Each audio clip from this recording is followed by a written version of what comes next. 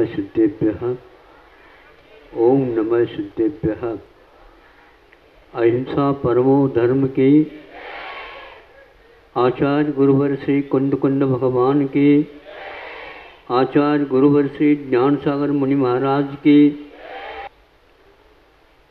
अब बताओ, हमें कुछ बात आपसे पूछना चाहूँगा। गंधोदक, हमने तो ये समझा इस शब्द को सुनने से, गंध और उदक ये दो शब्द है। गंध मिली गंध है, केसर गंध है, हैं, और भी अनेक प्रकार के भेदों भेद में हुए गंध रहते हैं।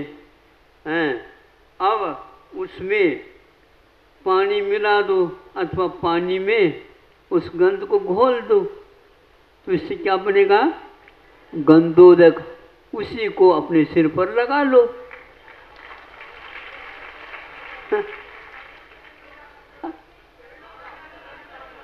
ये कहाँ लिखा हुआ है? गंधोदकम निरूपम जी स्व बोल रहे हैं, तो ये बात है। गंधोदक ले लो महाराज, गंधोदक तो गंध और उदक है, दो ही तो चीज है, बाकी भी तो बताना पड़ेगा ना। हाँ, तो इसका महत्व नहीं है। तो वैसे लगाना चाहे तो आप गंधोदक लगाते रहते हैं। केसर लिया आए, घोल दिया और गले में लगा दिया, ये लगा दिया, ठंडक मिल गई। नहीं समझे? नहीं मिलती, तात्कालिक मिल जाती है। हाँ, उसी प्रकार ये है क्या? नहीं, कई लोग सम्मी शिखर जी चले जाते हैं, गिरनार जी ले जाते हैं, या अच्छे संपन्न और कोई तीर्थ चले जाते हैं, वहाँ से घी में गंधोदक बना करके ले आते। महाराज हम वहाँ पर गए थे, वहाँ से गंधोदक ले आए हैं, बिल्कुल शुद्ध है, एक बार आप स्पर्श करके ले लो ताकि मेरे भी भावना पूर्ण हो जाए। उनके इस प्रकार की भावना को देख करके हमारे मन में भी भाव आ जाता है। यहीं पर बैठे रहे हम, तो वहाँ से गंधोदक आ गया, इससे बढ़कर का और क्या चाहिए? तो वहाँ पर जाकर के चरणों के ऊपर अभिषेक करके उस गंध को वह अपने सुरक्षित प्रासुक रूप से ले आया है। ये उसका भाव है।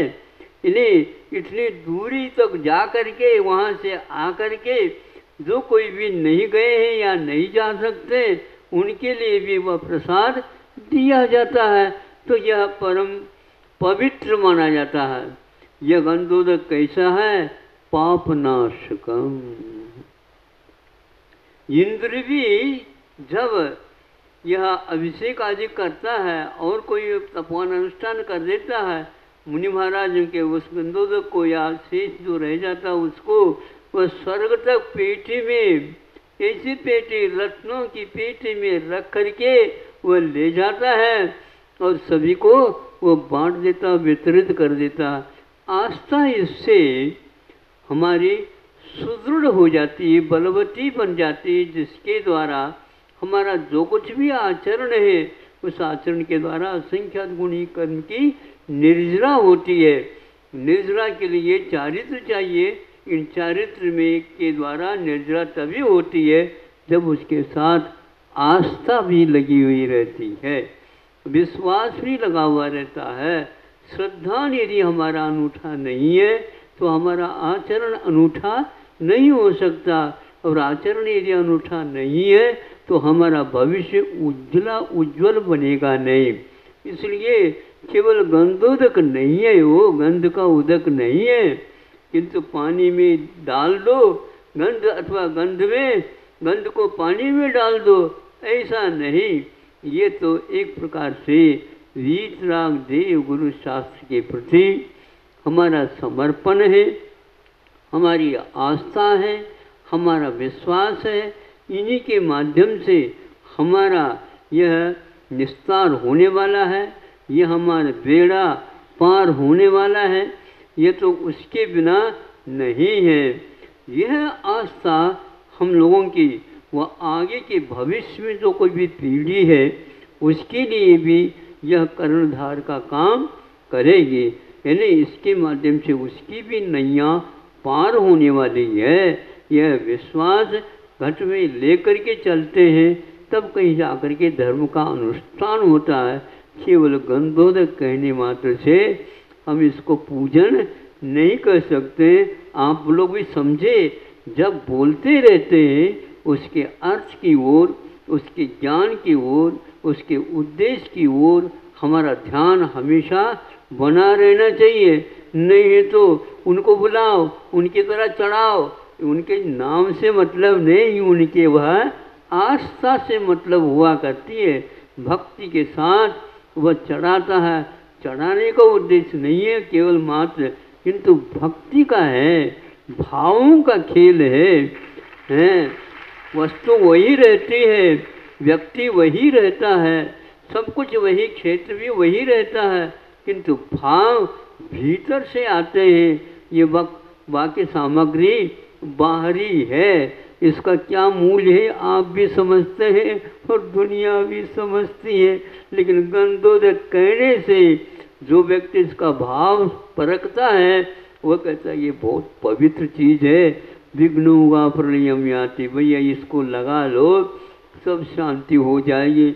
मिल नहीं रही है प्रतिदिन तो लगाता हूँ, प्रतिदिन लगाते तो हो, लेकिन वह केवल गंधोदक नहीं है, सार होने वाला है। केवल महाराज जी को नमोस्तु करने से नहीं, किंतु महाराज जी को कह दो कि हमारी ये वेदना दूर हो जाए। वेदना इसलिए हो रही है, ऊपरी परिग्रह में अटका हुआ है मन, सुन रहे हो? हाँ, उसमें से बाहर निकाल दो तो सब ठीक ठाक हो जाएगा। हाँ, ये है भावों का खेल, भावों के द्वारा ही धर्म होता है। किंतु द्रव्य में, द्रव्य के साथ यदि भाव है तो उस द्रव्य का भी मूल्य है, उस घी में भी उस क्षमता आ जाती है। उसको लगाने से महिला सुंदरी जैसे अपने पति को कुष्ठ दूर कर दिया तो हुआ है ना। लेकिन ऐसे ही केवल तो घी लगाने से नहीं हुआ था, ध्यान रखो। सिद्ध चक्र मंडल बोलो क्या विधान, तो भक्ति से भाव से किया था तब ये शक्ति आई थी। भक्ति के बिना शक्ति नहीं आती और शक्ति के बिना मुक्ति नहीं मिलती। इतना अभी आप लोगों के सामने छोटे छोटे बच्चों के माध्यम से पूजन अपनी मातृभाषा में सुनने को उपलब्ध हो गई।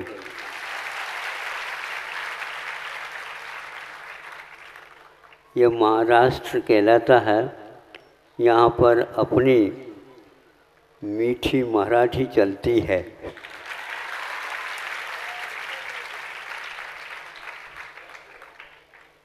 मकर संक्रमण के दिन तिल गया, गुड़ गया, गोड़ा सरका बना।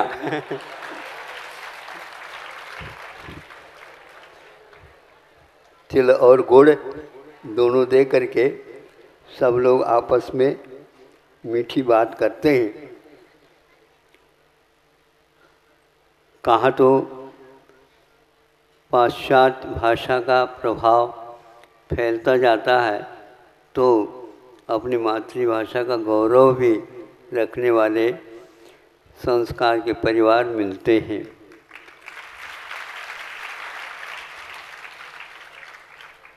भाषा के माध्यम से भावाभिव्यक्ति अच्छी होती है। छोटी होकर के भी वो साहित्यिक मराठी भाषा में संक्षेप किंतु सारगर्भित वाक्यों के साथ जब बोल रही थी, हमने कहा माता पिता व संस्कार और परिसर का प्रभाव इसी का नाम है।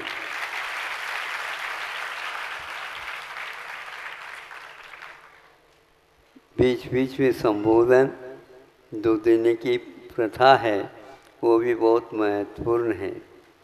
इस प्रकार अपने को धार्मिक प्रवाह को आगे बढ़ाने के लिए इस प्रकार की भाषा का भी आधार लेना पन अनिवार्य है, क्योंकि भाषा के आधार लिए बिना भावाभिव्यक्ति हम दूसरे के सामने अपने भावों को पहुंचा नहीं सकते। इसलिए भगवान ने भी दिव्य ध्वनि का प्रयोग अवश्य किया है। इसके बिना और कोई रास्ता नहीं है। ये संकेत है भाषा के माध्यम से, जहाँ पर भाषा गौण हो जाती है, मौन हो जाती है, तो मात्र संकेत भर आँखों के माध्यम से, उंगलियों के माध्यम से, चुटकियों के माध्यम से हम दे सकते हैं, जिसको प्राय करके बहरा या गूंगा ही कहा जाता है। आज भारत बोलने वाला हो करके भी गूंगा बनता जा रहा है, और जब गूंगा बन जाता है तो भाषा सुन करके भी वह बहरा जैसा ही बन जाता है। तो ये इंग्लिश का प्रभाव है। हम सुन भी रहे हैं लेकिन बहरे बन रहे हैं, हम सुन भी रहे हैं, उत्तर नहीं दे पा रहे हैं, इसलिए गूंगे भी बन गए हैं, दोनों बनते जा रहे हैं। ऐसी स्थिति में भारतीय संस्कृति का रक्षा बहुत कठिन है। जिनके पास बहुत कुछ रहता है वो भी, जिनके पास कुछ नहीं है उनके पास क्यों आते, एक प्रश्न है। बल्कि यूँ कहना चाहिए, जिनके पास कुछ नहीं है वह एक प्रकार से विनय अनुनय के साथ जिनके पास जो कुछ रहता है उनके पास जाना चाहिए। हमें ये चाहिए, हमें ये चाहिए, हमें ये चाहिए। किंतु ये उल्टा क्यों हो रहा है? अब एक सज्जन कह रहे थे इन्हीं के माध्यम से सब कुछ होता है, तो ये और गड़बड़। इन्हीं के माध्यम से सब कुछ होता का अर्थ अच्छा भी होता और दोनों हो जाएंगे। सब कुछ होता नहीं, अच्छा होता है तो अच्छा ही होता है। यदि बुरा हुआ है तो उनके कारण नहीं हुआ, किंतु बुरा का कारण दूसरा कुछ और होता है।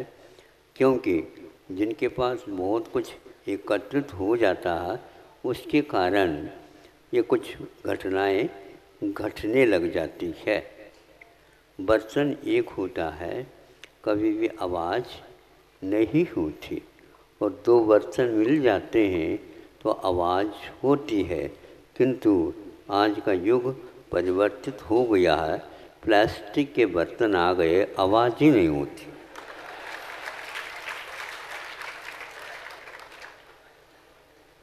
ये एकता का सूत्र बहुत अच्छा लगता है अपने को, ऐसा बर्तन का निर्माण हो गया। लेकिन जिस प्रकार आप लोगों ने अभी कुछ दृश्य देखे, और देखते तो थे ही, लेकिन वचन चयन उसमें ऐसा शब्दों का चयन हुआ जिसके द्वारा आपके दोनों हाथ मिल करके एकता का सूत्र बन करके तालियां बजाती रही।